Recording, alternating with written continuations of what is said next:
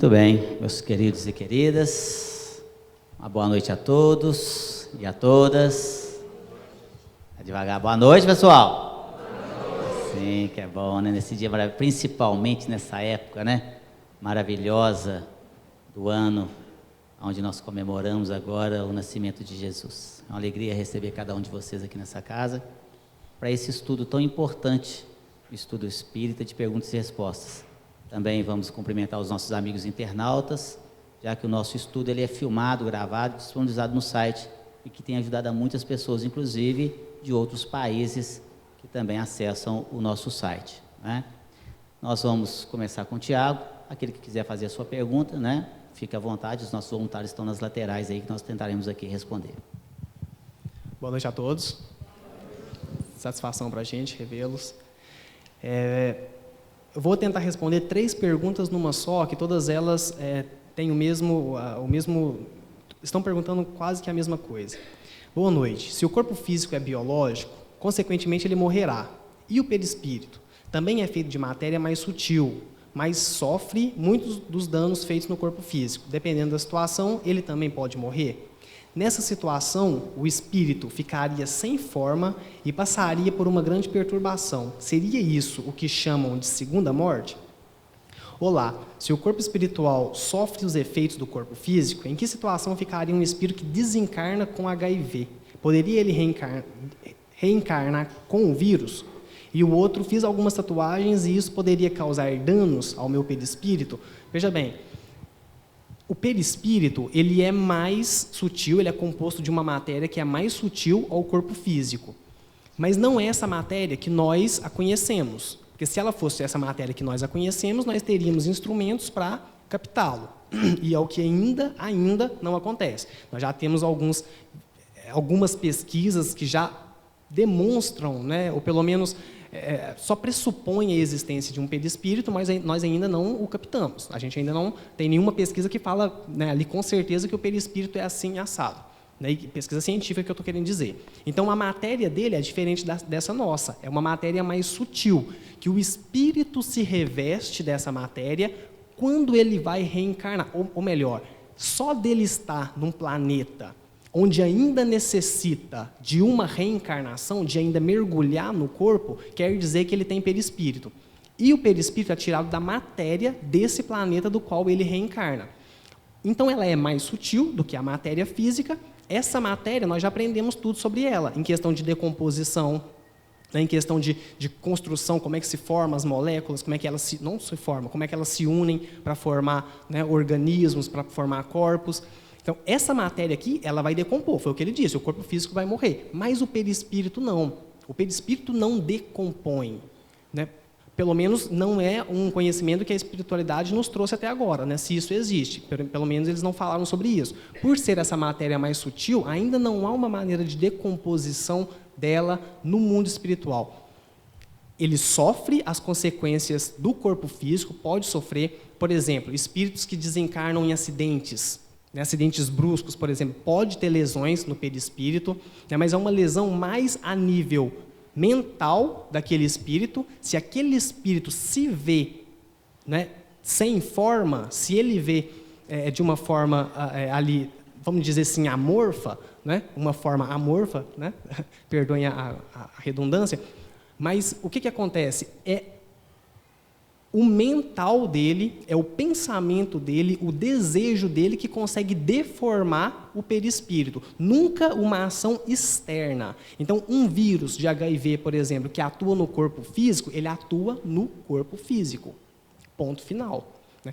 Os vírus, as bactérias, a gente tem que passar a ver eles de uma forma diferente, tá, gente? Na verdade, eles são amigos. Na verdade, eles são amigos. O Emmanuel fala assim, a enfermidade é o escoadouro da alma. Ou seja, um vírus, na hora que ele se manifesta no seu corpo, ele está corroendo algumas viciações mentais que você tem naquele campo. O André Luiz, nós falamos disso na semana passada, ele morreu de sífilis. Quando ele chegou no mundo espiritual, o Clarencio, né, se não me engano, disse para ele assim, aqui, o vírus da sífilis já estava em você, mas ele só acordou por causa das suas viciações no campo da bebida e no campo do desregramento sexual. Se você tivesse mantido uma vida pautada pela pauta reencarnatória que você fez, que era viver ali, trabalhar como médico, ser uma pessoa, né, que exercesse a sua função para ajudar os outros, o vírus da sífilis não teria acordado em você, só acordou por causa das suas viciações mentais. Então, ou seja, a pessoa desencarna, o vírus acabou, é do corpo físico. Ela nunca vai reencarnar com um vírus colocado nela, ela vai ter que ter um contato, né, um primeiro contato aqui no corpo físico, para depois esse vírus passar para ela. Pode ser que ele manifeste ou não. Quantas pessoas possuem o vírus da AIDS, possuem o HIV, mas não têm AIDS? O que tem de pessoas que têm o vírus de HIV, mas não têm AIDS, não é brincadeira. Por quê? Porque ele não manifesta a doença. A gente diz que a pessoa tem AIDS só quando ela manifesta a doença. Tem pessoas que conseguem viver harmoniosamente com o vírus, mas não consegue, ele não ativa na pessoa e não faz os sintomas que a AIDS provoca. Então, a pessoa consegue viver. Se ela fez, por exemplo, uma tatuagem no corpo físico, gente, é do corpo físico, né? Na hora que desencarna, o corpo físico acabou, né? A gente ouve falar aí no meio espírita, tem um vale, como o Vale dos Suicídios, o pessoal já falou que tem um Vale dos Tatuados, né? Eu não sei de onde é que o pessoal tira isso. Não, o pessoal fez tatuagem vai para aquele lado lá. Não existe isso. É lógico, quando a pessoa faz uma tatuagem, sei lá, de uma faca aqui no ombro, porque aquilo exprime um simbolismo dela. A faca é só um simbolismo do que já existe na mentalidade dela. Então, se ela desencarna e ela ainda é um ser maldoso, que gosta, né, vamos supor que é uma pessoa que, sei lá, vamos supor que ela comete crimes com faca, e é óbvio que vai ficar uma marca nela. Mas isso não quer dizer que o perispírito é tatuado. É mais de ordem mental do que de ordem material. Beleza?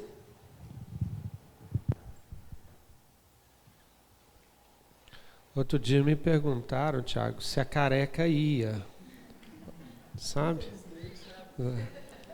Aí, infelizmente, né, aos carecas, geralmente nos informam que a aparência é a mesma. Claro que mentalmente depois você pode fazer um tratamento, né, rejuvenescedor, né, tratamento capilar para voltar o cabelo, né, Sérgio?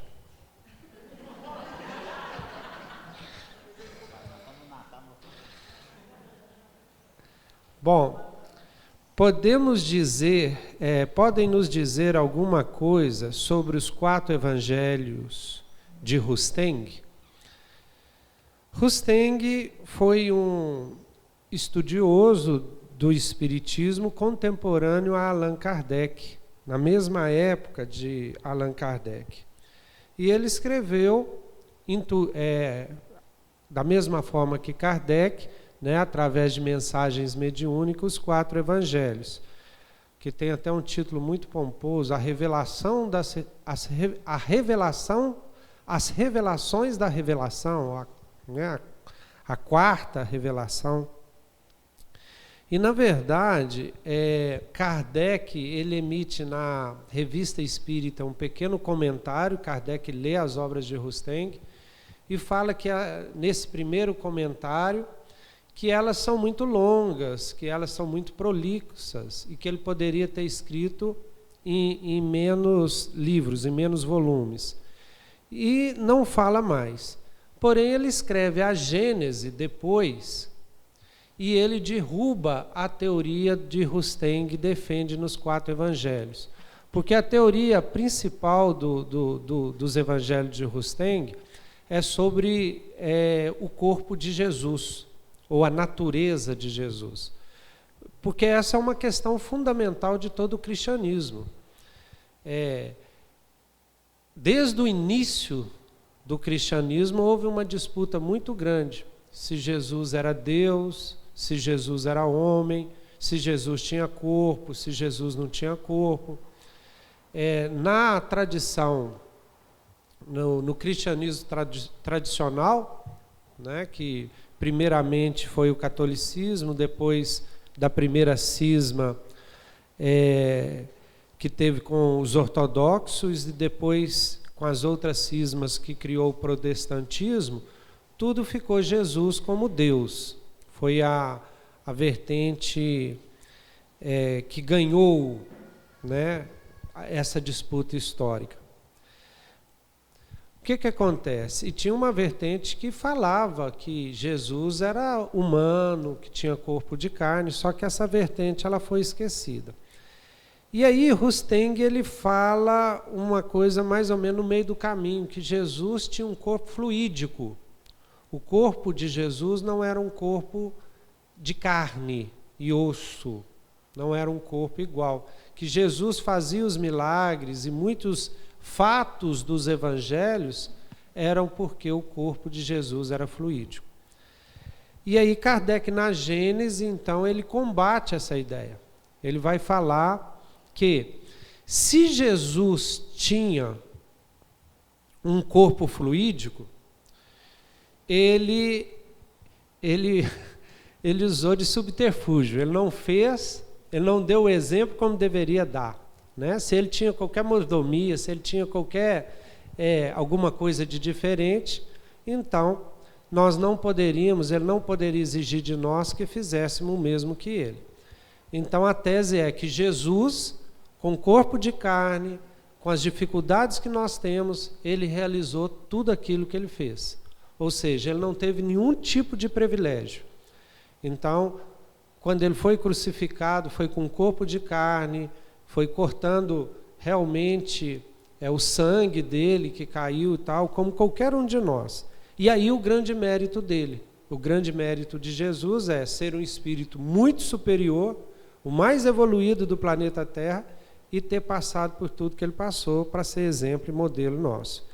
Então, Kardec ele não concorda com essa teoria de Rusteng nesse sentido, porque o Rusteng ele faz um esforço danado para explicar desde como o menino Jesus mamava na mãe dele, já que ele tinha um corpo fluídico, até do evento da cruz, o evento de sair sangue, quer dizer, ele tenta em 4 volumes explicar tudo isso, tá?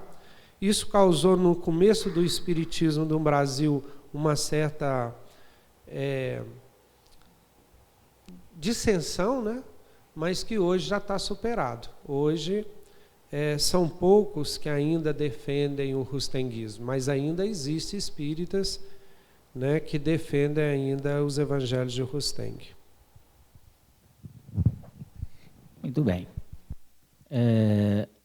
Boa noite. Tenho sentido muito cansaço físico, principalmente ao acordar, e um queimor muito forte nos pés, como se um fogo queima.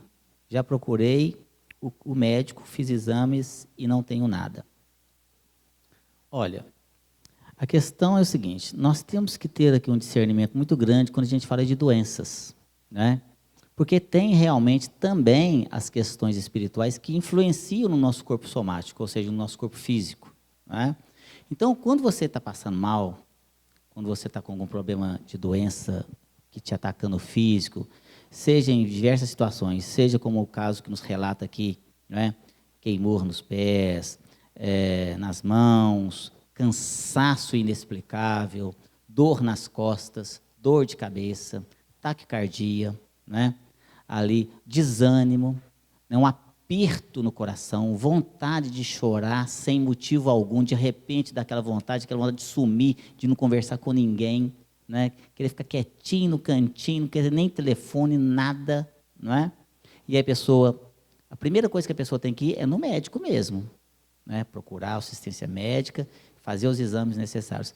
Caso feito todos os exames, né? E ali eliminado qualquer possível doença física, então é hora de procurar um auxílio espiritual, numa casa espírita séria, para ver o que pode ser feito, o que pode acontecer. Não raro aqui nesta casa, nos tratamentos espirituais que essa casa aqui oferece, não é?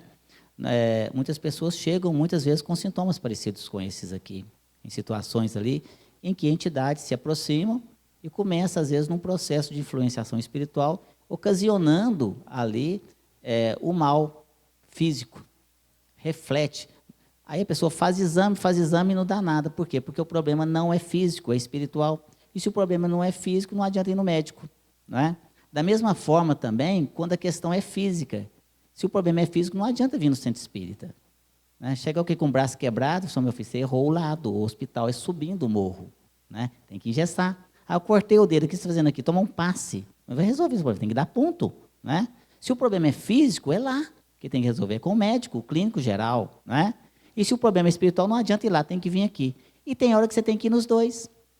Porque você tem um corpo físico e você tem o seu corpo espiritual, né? Que é o perispírito que foi colocado aqui. E a influência espiritual é muito grande na nossa vida. É muito grande. Os espíritos influenciam de tal maneira que chega a somatizar, chega a atacar o corpo físico. Questão do cansaço, né? Às vezes espíritos que estão ali sugando as nossas energias, a pessoa dorme a noite toda e acorda morta, né?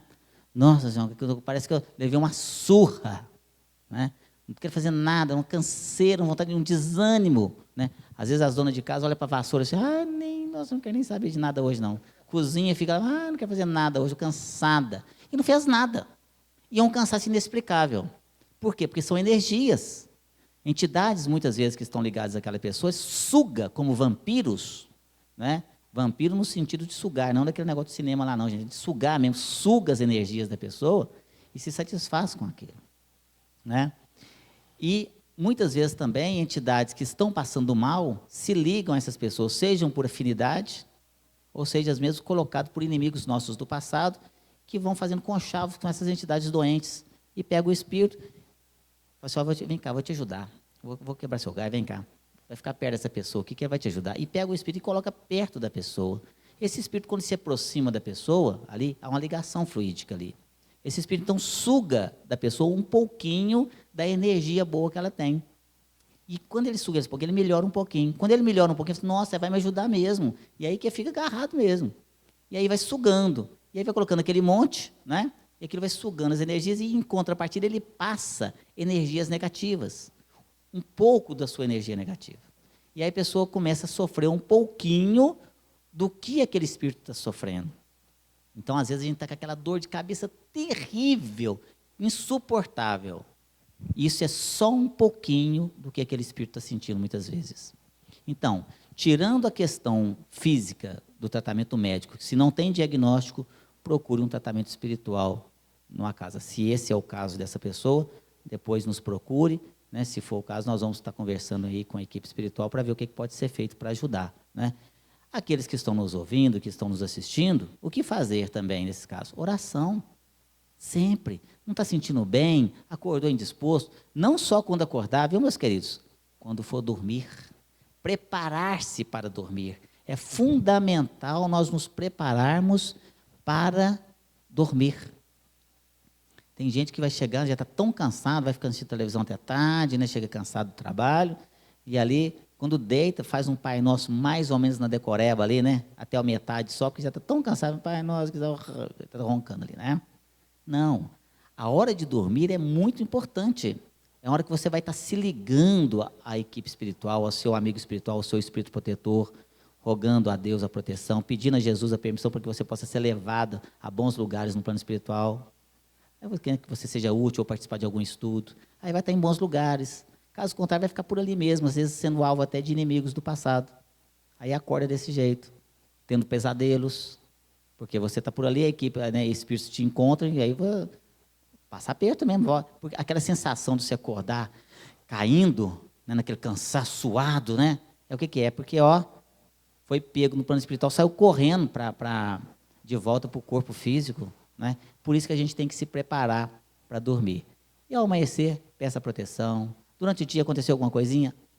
Faz uma prece. A prece é um mantra sagrado, é uma fórmula, vamos chamar assim, né? Para vocês entenderem melhor. Maravilhosa de nos protegermos, além do culto do Evangelho no lar. Certo, meus queridos?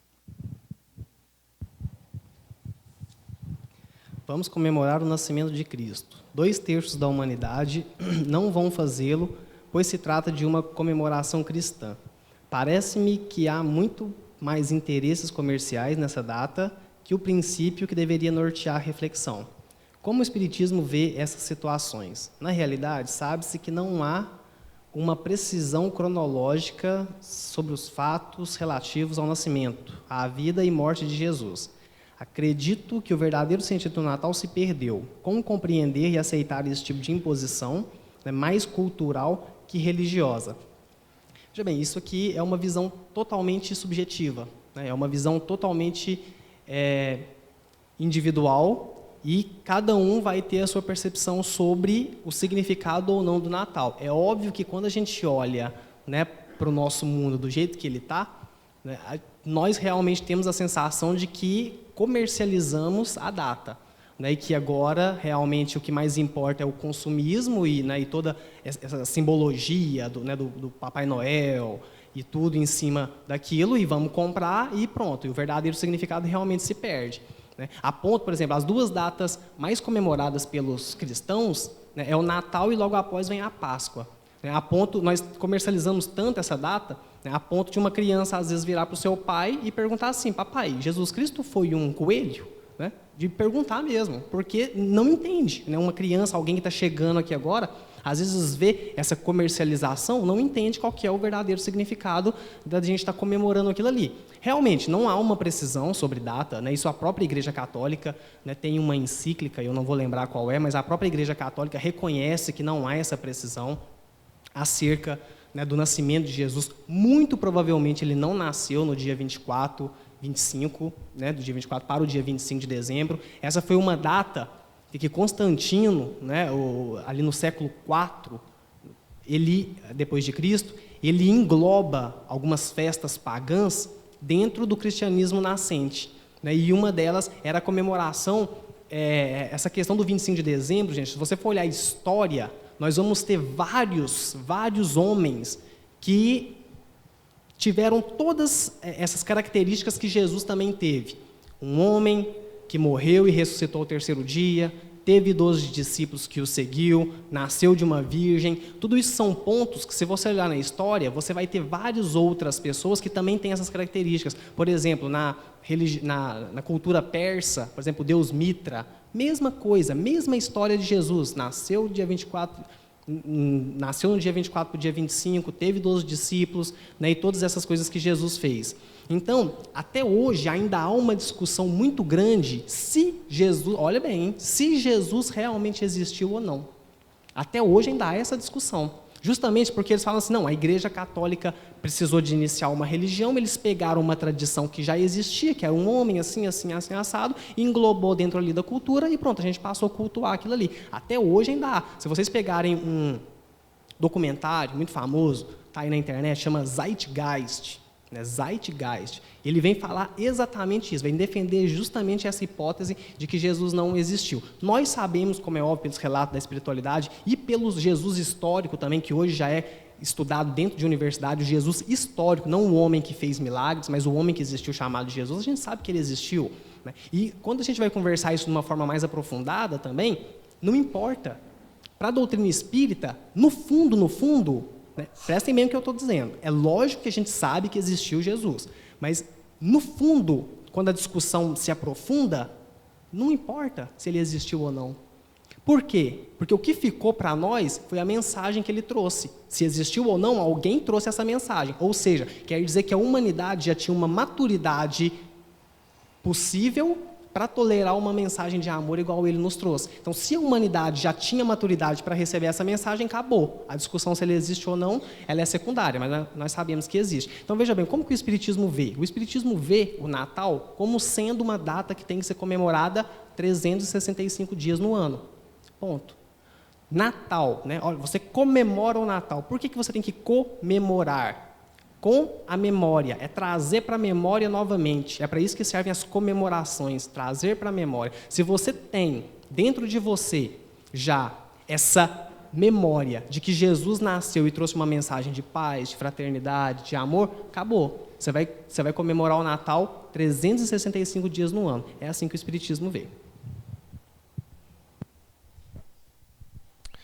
Acrescentando também, é importante falar que, além desses aspectos culturais e religiosos, todas as datas, né, que têm uma certa significação em todas as culturas e em todas as religiões, são utilizadas pela espiritualidade, pelos espíritos superiores, para fazer algumas atividades que essas datas propiciam.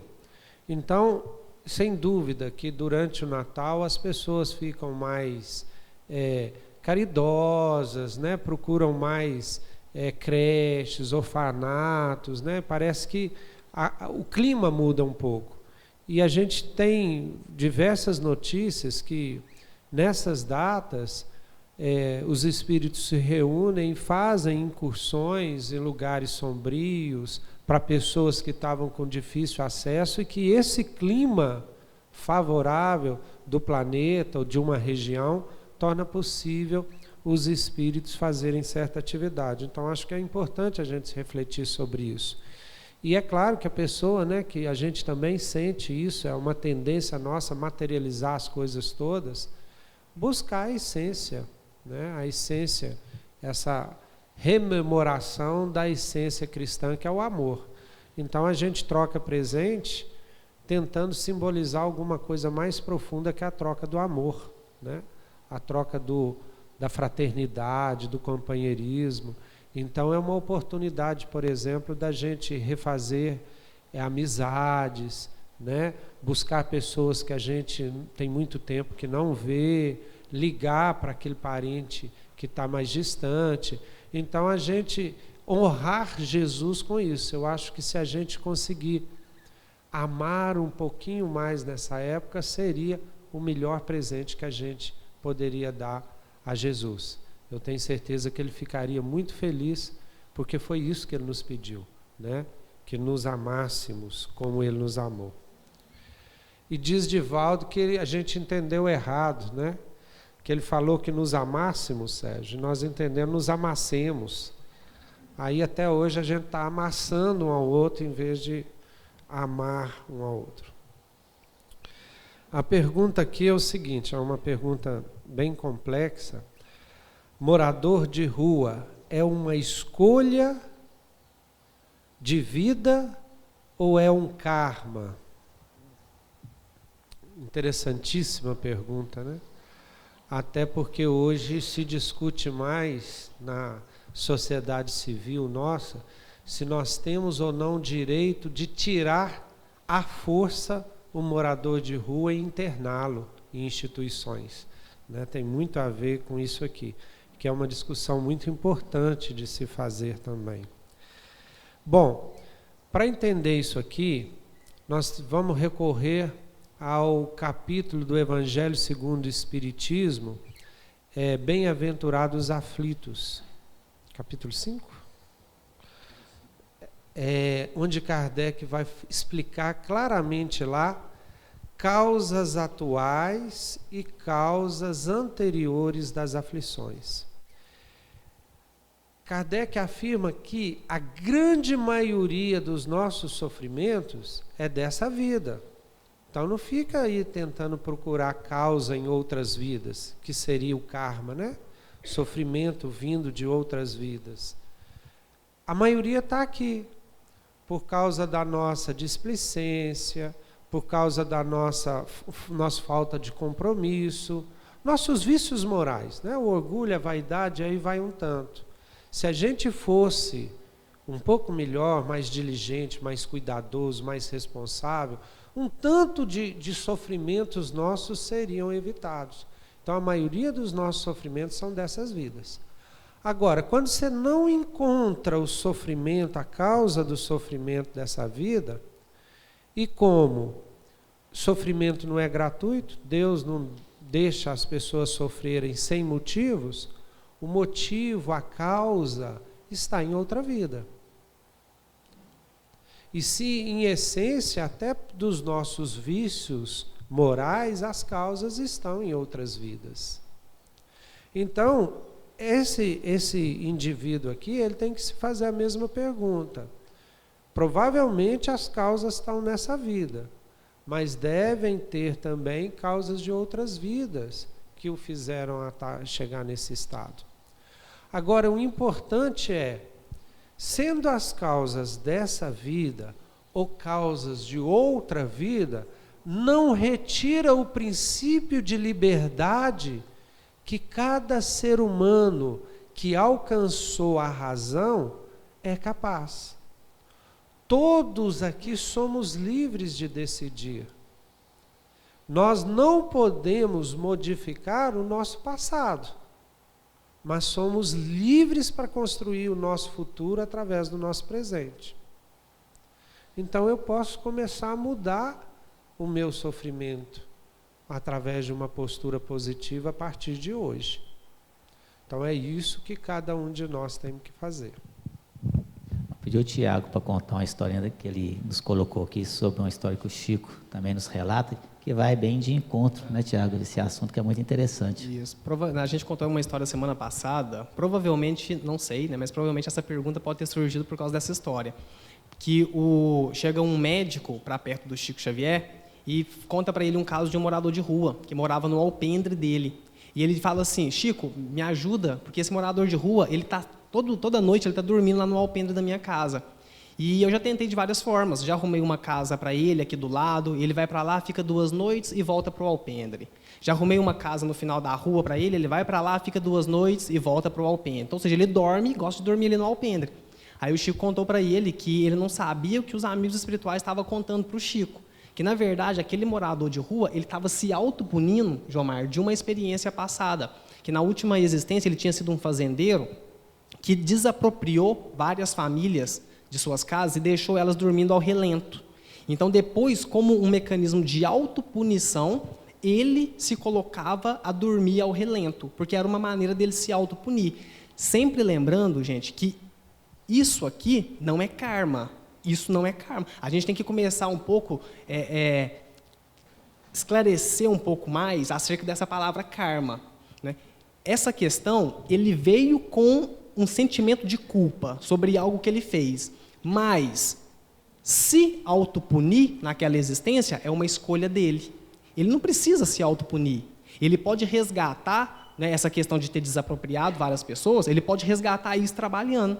Então ele pode arregaçar as mangas e trabalhar. Ele vai ser um ativista para tirar morador de rua que deseja, né, sair da rua. Então ele vai ser uma pessoa que vai trabalhar nesse sentido, vai ser um assistente social, né, vai para o serviço social, vai trabalhar. Então ele pode ressarcir o débito no trabalho. Tá? E não no sentimento de culpa. Então, isso não é karma no sentido de que é inexorável. Não, ele tem que passar por aquilo porque é o resultado único de um ato que ele fez. Não. Nesse caso, é uma escolha. Ele escolheu se autopunir. Então, é muito mais fácil para a gente escolher ressarcir os nossos débitos no trabalho. Tá? A gente poupa muito mais sofrimento do que ficar se autopunindo. Muito bem. A pergunta que nos chega é a seguinte: gostaria de saber por que sinto tanto medo, ansiedade e às vezes medo espiritual até mesmo de morrer. Estou fazendo aqui um tratamento e já fiz vários exames e não tenho nada, e só tristeza e angústia. Obrigado. De nada. Olha só, a gente já respondeu uma parte dessa pergunta aqui hoje, não é? Tem situações que a gente traz também das nossas reencarnações passadas, né, inato na gente, medos, angústias, que vêm ali de processos, como o Jomar colocou aqui, e aí também eu gostaria de deixar de dever de casa para vocês, lá no capítulo 5, né, que já foi citado aqui, do Evangelho segundo o Espiritismo, Bem-aventurados os aflitos, nós temos lá no item 3 e 4, causas anteriores e causas atuais das nossas aflições, que já foi citado aqui. Se a situação você não encontra na atualidade, aqui, né, os motivos para aquilo que você está passando, então significa que não é dessa existência, é das nossas existências anteriores, né?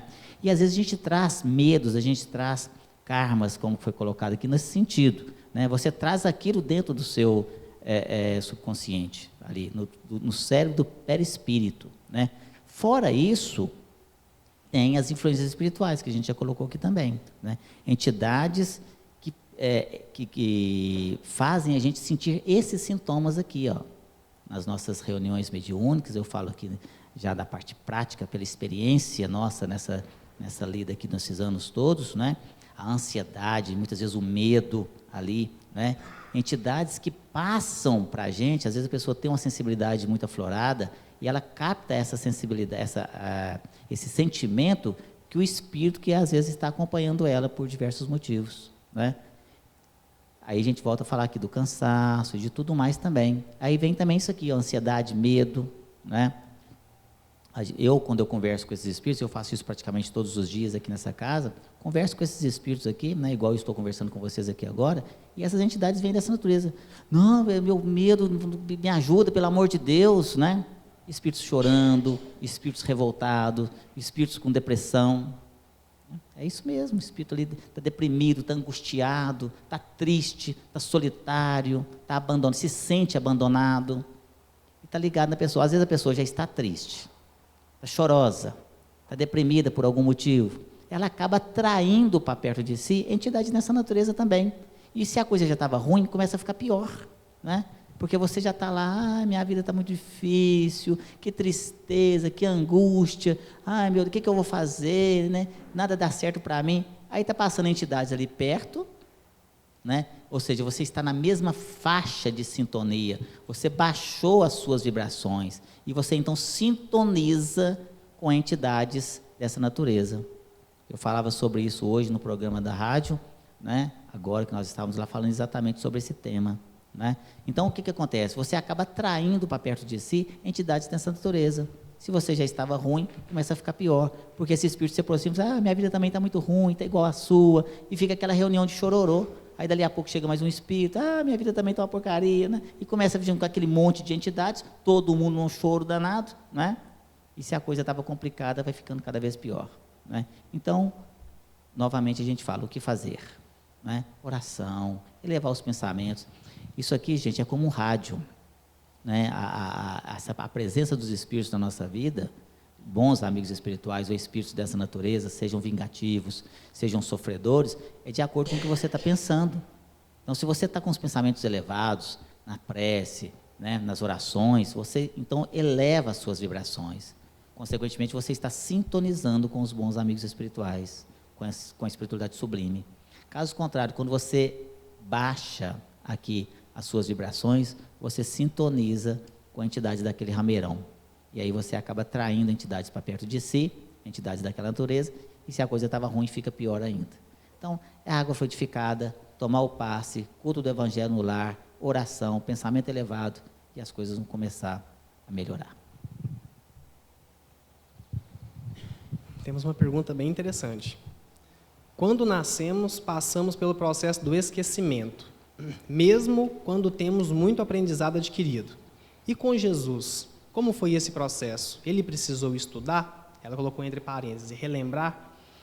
Veja bem, quando o Kardec, os espíritos, traz para a gente a escala espírita, então, em 3 grandes escalas, a gente vai ver espíritos imperfeitos, bons e os puros. Os bons espíritos, o último grau dos bons é o espírito superior.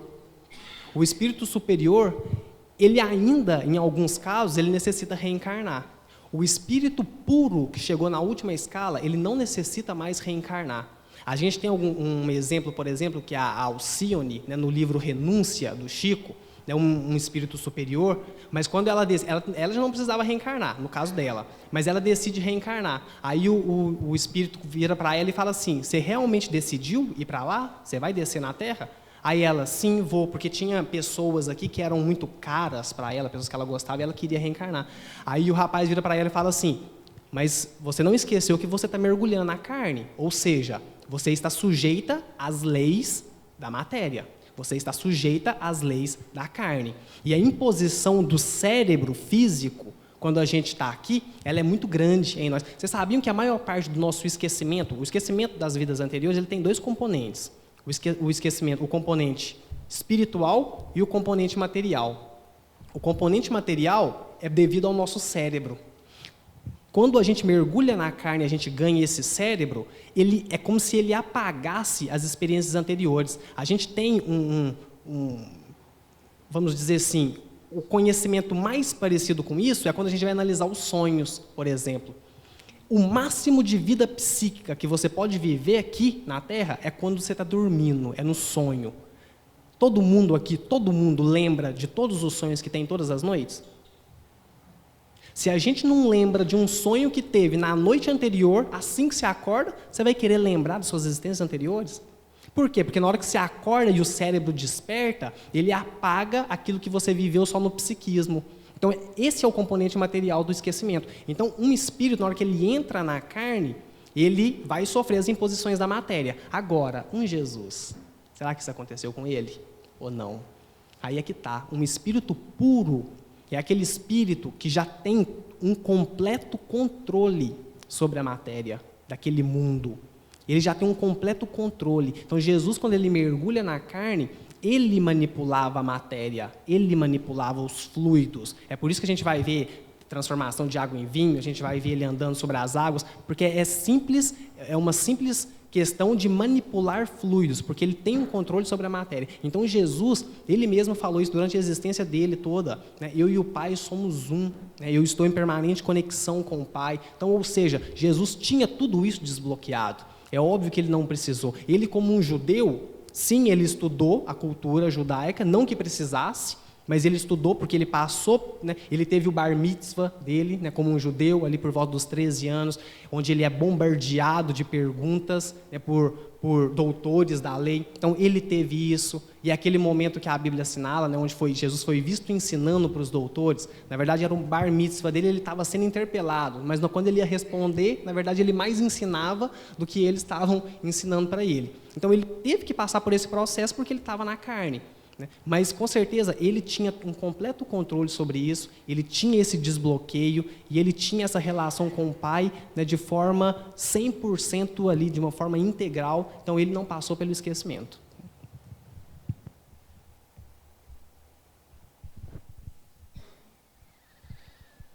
Recebi uma pergunta aqui, porreta. O físico Stephen Hawking recentemente falou sobre suas preocupações com o avanço das pesquisas de inteligência artificial. Usamos uma parcela infinita do nosso cérebro e os cérebros artificiais poderão usar a mente em plenitude. Será que teremos que reviver uma Babel? Deus agirá sempre para impedir as pesquisas que poderão aproximar os homens de Deus? Como o mundo espiritual pode agir para direcionar ou limitar esse avanço? Está vendo? Não é porreta? Agora falta 5 minutos, né, para mim responder essa pergunta. Ela está perguntando aqui exatamente do limite do conhecimento, o limite da progressão humana, né? O limite da inteligência, o limite da pesquisa científica. Por exemplo, hoje o homem já pode fazer clone do homem. O homem já domina a tecnologia de fazer um clone, por exemplo, do Sérgio. Já imaginou? 10 Sérgio Barbiana aqui, tudo mesmo jeito, mesma aparência. Agora, será que poder fazer, né? Eu posso fazer, mas eu devo fazer? Quando a gente fala em limites, a gente busca uma palavrinha que chama ética. Ética é exatamente, talvez, a ciência dos limites.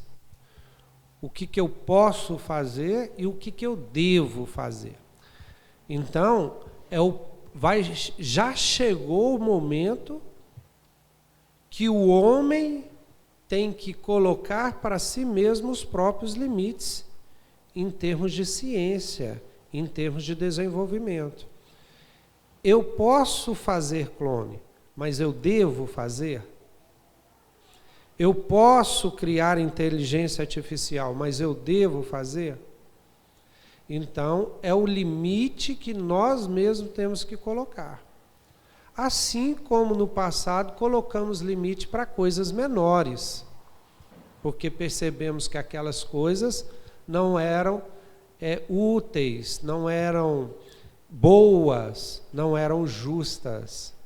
Só que agora, com um conhecimento muito maior da natureza, com um conhecimento muito maior da vida, o homem tem que estabelecer esses próprios limites. O problema é que a humanidade avançou muito em intelecto, em razão, e avançou ainda muito pouco em moralidade, em ética. Então, há um desbalanço aí que está sendo resolvido. Porque a hora que equilibrar a ética e o conhecimento, mesmo podendo fazer, não faremos, porque não é ético, porque não é justo, porque não é bom. Tiago falou um tanto de coisas que Jesus podia fazer, e podia muito mais. Mas ele só fazia aquilo que ele considerava justo, bom, ético, e que não feria, inclusive, nossa própria liberdade, nosso livre-arbítrio. Então, Deus vai nos permitir avançar no limite da nossa inteligência, porque senão Ele não teria nos dado a inteligência. Ele nos deu a inteligência querendo que a gente a utilizasse da melhor forma possível. Então, Ele nos deu, inclusive, a capacidade de ser co-criadores em plano menor e maior, como explica André Luiz. Ou seja, nós vamos ficar ao lado de Deus co-criando no universo. Nós somos deuses, porque Ele quis assim também. Só que nós temos que fazer isso atrelado a uma moral, atrelado a uma sensibilidade, para que a gente possa fazer isso da melhor forma possível. Muito bem, já mataram a plaquinha de tempo esgotado, infelizmente, né? São muitas perguntas e a gente fica muito feliz com esse estudo maravilhoso. Agradecer a presença de todos vocês, desejar um Natal de muita paz, de muita luz, né? De muita saúde, que possamos estar sempre juntos aqui, não só nesta casa, mas que também possamos estar sempre com esse espírito natalino dentro de nós, que jamais, meus queridos, possamos esquecer quem é o aniversariante. Muito obrigado a todos, muita paz.